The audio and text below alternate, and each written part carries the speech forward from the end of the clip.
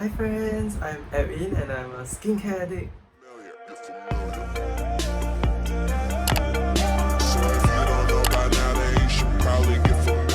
Yeah, so a short intro about me. I used to suffer from very bad acne, and after years and years of going to dermatologists, facials and using skincare, I sort of cleared up my acne. When you have a lot of skincare, you need to arrange it in such a way that it's visible and it's also very accessible.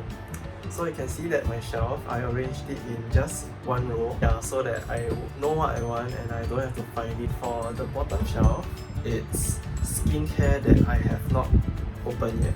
After you open your skincare, there's this label at the back which tells you how long it has before it expires. Oh my god, let me try this YouTube thing.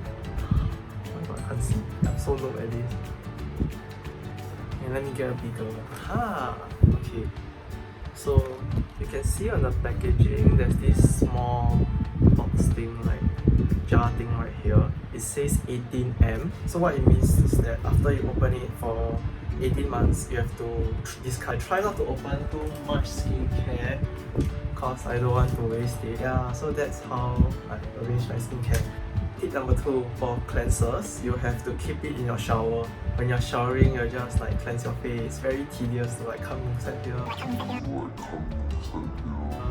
and go to the bathroom and then wash your face and then come back and then put and then layer on your skincare. So for the cleansing step, usually I'll put in the shower. Then the rest I'll just put it over here. So on top is my spare cleansers and my silver waters. Like if my skin changes or if I'm feeling like more acne prone, I'll switch to a salicylate cleanser rather than a normal cleanser.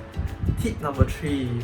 Okay, so I'll bring like a facial spray so that I can like mist throughout the day. And I'll also bring a lip treatment or lip balm. And I'll also bring a sunscreen.